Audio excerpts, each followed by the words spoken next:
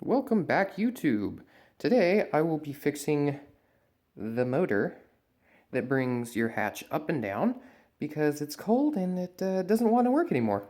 So first thing we're going to do is come in here. We're going to take out this and this torque, and you are also going to have a pin in here and one over here, but I don't have those. I'm going to have one down here, and I think that's about it. But use your best judgment. Look for any kinds of pins or screws because I am missing mine. And once you get all of those out, the back panel is going to fall forward. And let me get a better view.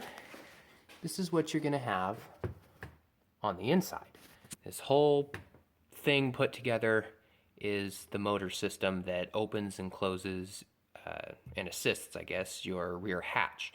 So I have a whole new assembly from Junkyard. I don't have just the motor, but I'll also be showing you guys how the motor will be put in if you just buy the motor.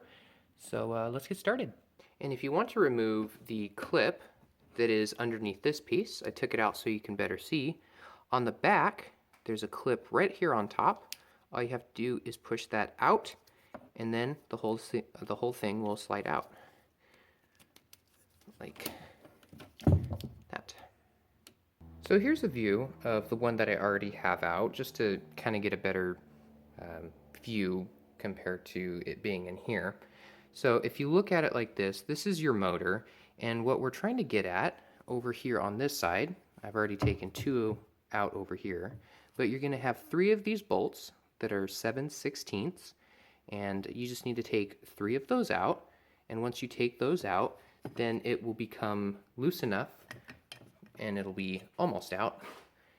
You can pop this lead out. Don't need that. Just a little tab here on top that you have to push forward, and that'll come out. And up here on top, which you'll be able to see better as you're looking down, but there's a Phillips head on top of there. So if you're looking down at the unit, and if you look inside here, there's going to be a Phillips head right there.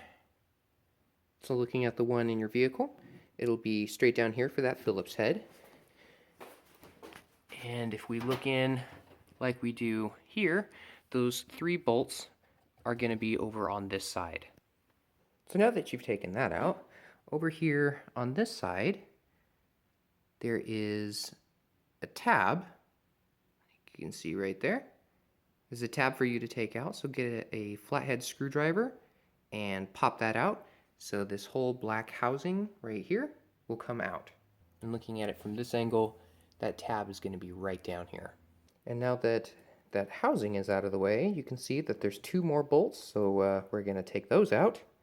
And there it is. Once you take the bolts out on top, just slide it out, just like that. And there you go. There's your motor and your motor housing.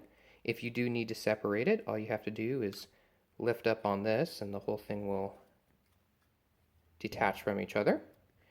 And if you do have a junkyard piece like I do, definitely clean this out and get some good lubricant in here, because this blue stuff that they used dries out and it gets really nasty. So even if you do get a new piece, you've got to fill this with lubricant. And like all my other videos, I'll go ahead and post a link in the description where you can get all of this stuff, the cheapest place you can get all this stuff. So yep, it's pretty much the exact opposite and putting everything back together. So have fun. And before you put everything back together and you lube this up, one of the places that really needs to be lubed up are through here where these runners are at. So it's once you get those bolts off on the side, it's really easy. All you have to do is just push down on this. This one's Junkyard, so it's pretty seized up. But you just push down on this and it'll slide out. And the little plastic runners, if you need those will be on the insides of here. But putting grease in here is going to make this thing go up and down a lot easier and put less stress on that motor that you just put in. This is what it looks like once you slide it out. You've got these little plastic runners in here that can be popped out. Those don't need to be lubed on the inside, but everything here on the outside where all that blue grease was supposed to be, that stuff just dries up and it becomes really crusty after all the years. So these really need to be greased up for that thing to slide up and down without too much force from that motor.